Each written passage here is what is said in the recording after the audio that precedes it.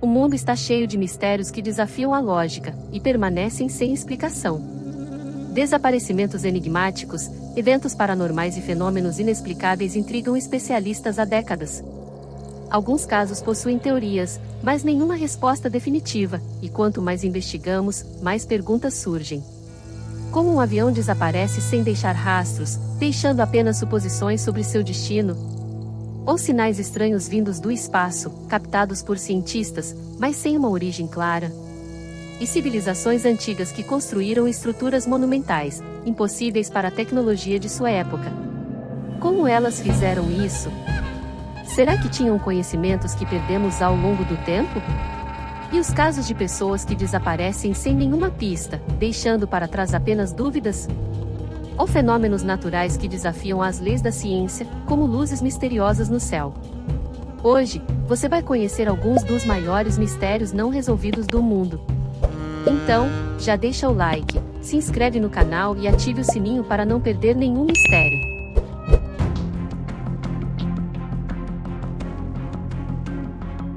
Em 8 de março de 2014, um Boeing 777 da Malaysia Airlines, operando o voo MH370, decolou de Kuala Lumpur com destino a Pequim.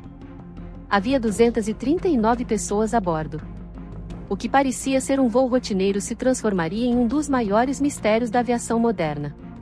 Aproximadamente 40 minutos após a decolagem, o MH370 fez seu último contato com o controle de tráfego aéreo. A última transmissão do copiloto foi: "Tudo bem, boa noite." Minutos depois, o avião desapareceu dos radares civis. No entanto, imagens de satélite e dados de radares militares mostraram que a aeronave fez uma curva inesperada para o sul, sobrevoando o Oceano Índico antes de desaparecer completamente. As buscas começaram imediatamente. Diversos países uniram forças em uma operação de resgate que se tornaria uma das mais caras da história da aviação. No entanto, durante meses, não houve qualquer sinal do avião. Apenas em 2015, destroços começaram a aparecer em ilhas do Oceano Índico, confirmando que o MH370 havia caído no mar. Mas o que aconteceu com o voo MH370? Até hoje, não há uma resposta definitiva. Investigações oficiais consideram hipóteses como falha mecânica ou despressurização da cabine, que poderia ter levado a tripulação a perder a consciência. Outra linha de investigação sugere um possível desvio intencional da rota, mas não há provas concretas para confirmar essa possibilidade. A falta de respostas concretas gerou inúmeras especulações. Algumas teorias sugerem que o avião foi sequestrado, enquanto outras cogitam um erro técnico grave. Entretanto, nenhuma dessas hipóteses foi confirmada oficialmente.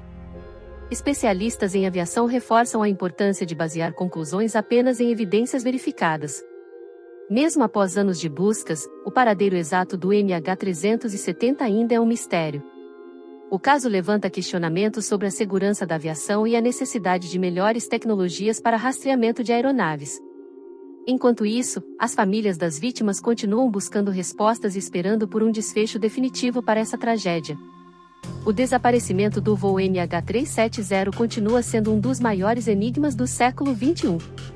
Até que novas evidências sejam encontradas, ele permanecerá como um dos mistérios mais intrigantes da história da aviação.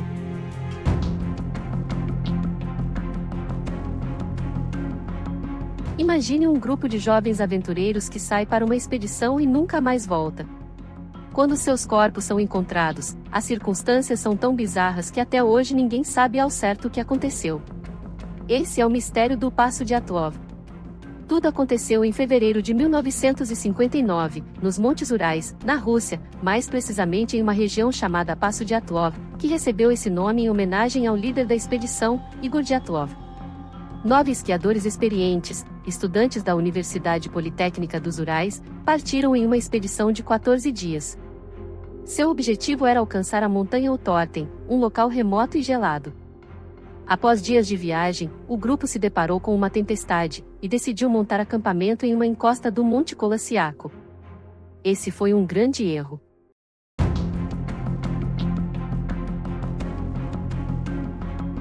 O grupo liderado por Igor Dyatlov deveria ter retornado no dia 12 de fevereiro de 1959, mas ninguém recebeu notícias. Familiares e amigos ficaram preocupados, e as autoridades russas organizaram uma missão de resgate. Dias depois, o que eles encontraram no local da expedição desafiava qualquer explicação lógica.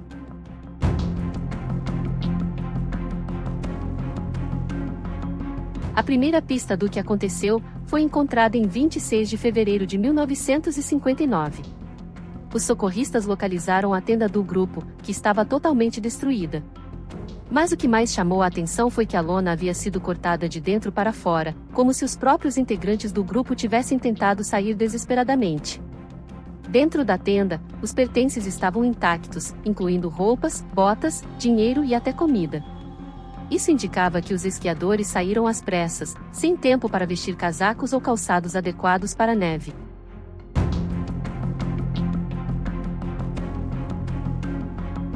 A equipe de resgate percebeu que haviam pegadas humanas levando para uma área da floresta, a cerca de 500 metros da tenda. O detalhe mais estranho? As pegadas indicavam que algumas vítimas estavam descalças ou usando apenas meias, o que é extremamente perigoso no frio intenso dos Montes Urais, onde as temperaturas chegavam a menos 30 graus. Seguindo as pegadas, os socorristas chegaram a um pequeno bosque de pinheiros. E foi lá que os primeiros corpos foram encontrados.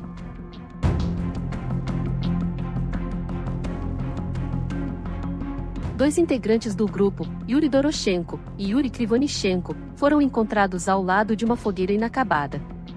Os dois vestiam apenas roupas leves e pareciam ter tentado se aquecer, indicando que estavam sofrendo os efeitos da hipotermia. Os investigadores notaram que havia galhos quebrados nas árvores ao redor, sugerindo que algo os fez subir desesperadamente, como se estivessem tentando escapar de algo desconhecido.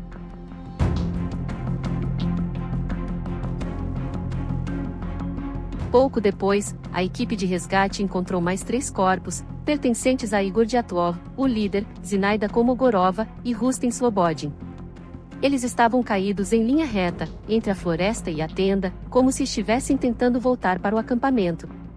O detalhe mais intrigante? Suas posições indicavam que eles caíram no caminho, exaustos e sem forças para continuar. O único que apresentava sinais de um possível impacto era Rustem, que tinha um ferimento na cabeça, mas sem algo que explicasse totalmente sua morte.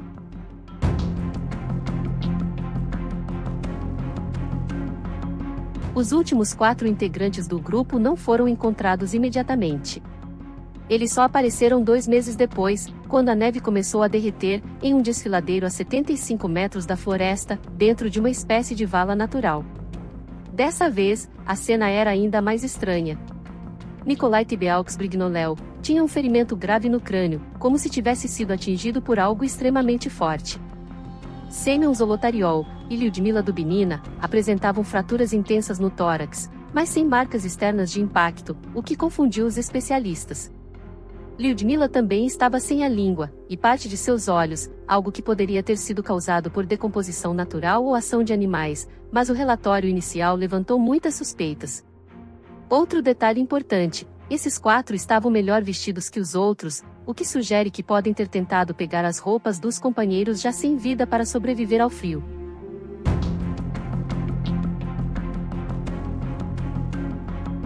Os médicos que analisaram os corpos disseram que os ferimentos dos últimos 4 eram parecidos com os de um acidente de carro, indicando um impacto extremamente forte, mas sem sinais de luta ou agressões externas.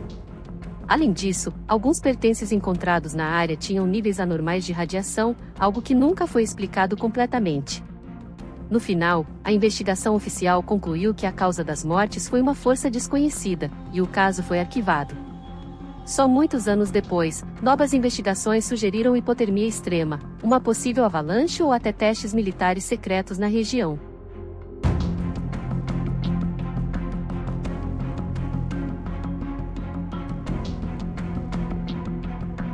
Alguns dizem que foi apenas uma reação ao frio intenso, onde as vítimas começaram a tirar as roupas por conta da desorientação. Outra teoria é que uma avalanche os fez fugir da tenda, mas a falta de evidências torna isso improvável. A região era usada para testes de armas soviéticas. Poderiam ter sido vítimas de uma explosão?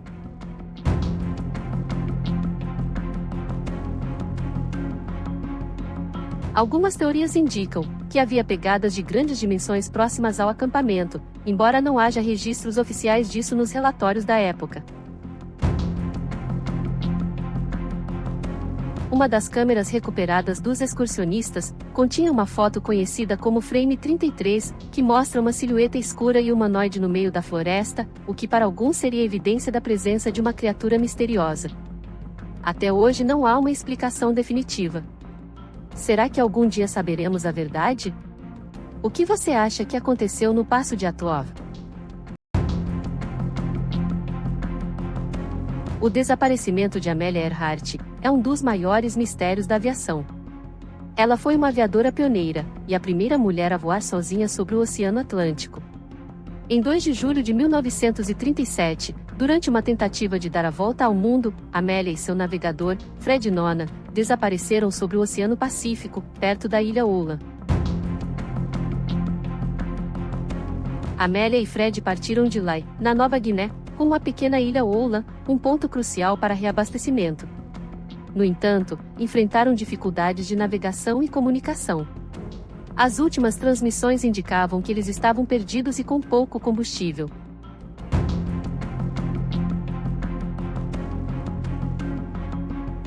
A teoria mais aceita é que o avião ficou sem combustível e caiu no oceano, afundando rapidamente.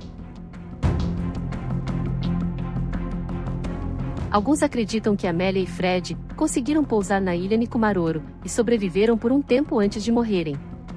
Evidências como fragmentos de ossos, um espelho e ferramentas improvisadas foram encontradas lá. Outra teoria sugere que eles foram capturados pelo Japão e levados para as Ilhas Marshall, possivelmente como espiões. Apesar de várias expedições e buscas, nenhum vestígio definitivo do avião ou dos corpos foi encontrado. A história de Amélia Earhart continua a fascinar pesquisadores e aventureiros até hoje.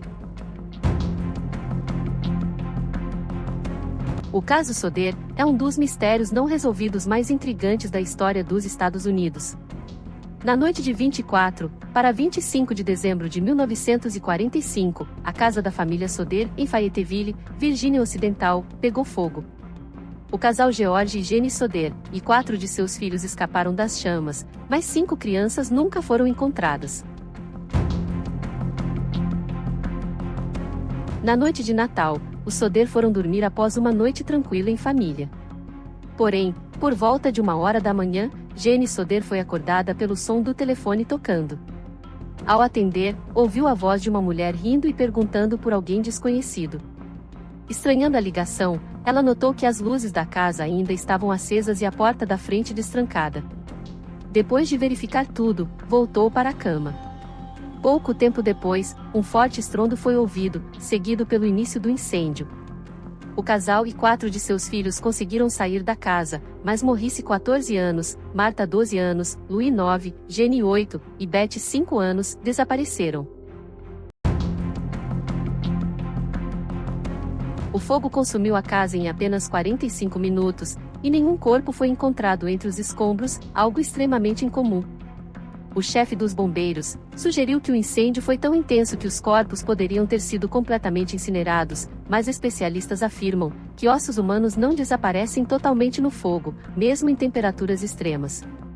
Outros fatos estranhos incluem: o caminhão de George Soder não funcionou misteriosamente na hora do resgate. A escada da família, que poderia ser usada para salvar as crianças, sumiu sem explicação.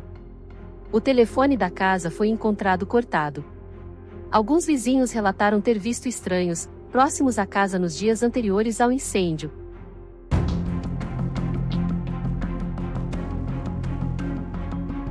As autoridades concluíram que o incêndio foi causado por fiação elétrica defeituosa, mas essa explicação foi contestada, pois a eletricidade ainda funcionava durante o incêndio. Muitos acreditam que as crianças foram sequestradas antes ou durante o incêndio. Um homem desconhecido foi visto observando a casa dias antes do ocorrido. George Soder, que era de origem italiana, havia criticado publicamente o regime de Benito Mussolini, o que pode ter causado represálias. a família Soder nunca desistiu de buscar respostas. Em 1950, eles chegaram a receber uma foto misteriosa de um jovem com semelhanças a Louis, com uma mensagem enigmática escrita atrás da imagem. Até hoje, o caso Soder permanece sem solução. Algumas pessoas acreditam que as crianças sobreviveram e foram levadas para outro lugar, enquanto outras acham que o incêndio foi apenas um trágico acidente. A história continua a intrigar investigadores e entusiastas de mistérios pelo mundo. A vila que desapareceu no Canadá se refere a Overville, uma pequena comunidade que sumiu misteriosamente na década de 1930. Localizada no norte de Ontário, a vila era habitada por madeireiros e suas famílias, mas um dia simplesmente desapareceu, sem deixar rastros. Quando um grupo de viajantes chegou ao local, encontrou as casas abandonadas, com comida ainda nas mesas e fogueiras apagadas recentemente, como se os moradores tivessem partido repentinamente. Nenhum corpo foi encontrado, e não havia sinais de luta ou violência. Diversas teorias surgiram para explicar o desaparecimento, incluindo ataques indígenas, um surto de doença desconhecida, ou até mesmo fenômenos sobrenaturais. No entanto, nenhuma explicação definitiva foi confirmada, tornando Overville um dos maiores mistérios do Canadá. Desde os anos 1980, moradores de Esdalen, na Noruega, relatam luzes misteriosas no céu. As luzes aparecem sem explicação científica clara, mudando de cor e velocidade. Algumas teorias envolvem gases naturais, plasma atmosférico, ou até tecnologia desconhecida. Pesquisadores já captaram fotos e medições, mas o fenômeno continua sem solução. O caso Tamon Shud é um dos mistérios mais intrigantes da história criminal australiana. Em 1º de dezembro de 1948, o corpo de um homem não identificado foi encontrado na praia de Somerton, em Adelaide, Austrália. Ele estava bem vestido, sem sinais aparentes de violência e sem qualquer documento de identificação. No bolso do homem, foi encontrado um pedaço de papel, com as palavras Tamon Shud, que significa terminado ou acabado em persa. Essas palavras fazem parte do poema Kumbaya, de Omar Khayyam. Posteriormente, um exemplar do livro foi encontrado no banco traseiro de um carro abandonado. Dentro dele, havia um código misterioso e um número de telefone anotado. O corpo estava em perfeito estado, sem sinais de luta ou envenenamento evidente. A autópsia sugeriu uma possível intoxicação, mas nenhuma substância tóxica foi encontrada.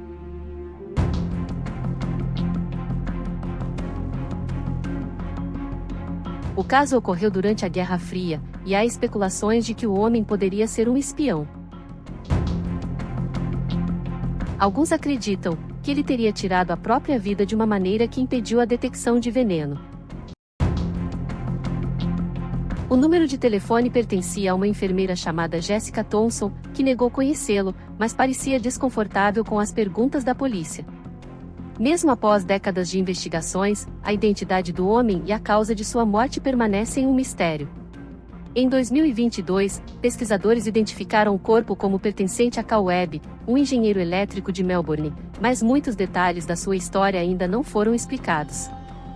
Esses mistérios permanecem sem respostas, alimentando teorias e especulações até hoje.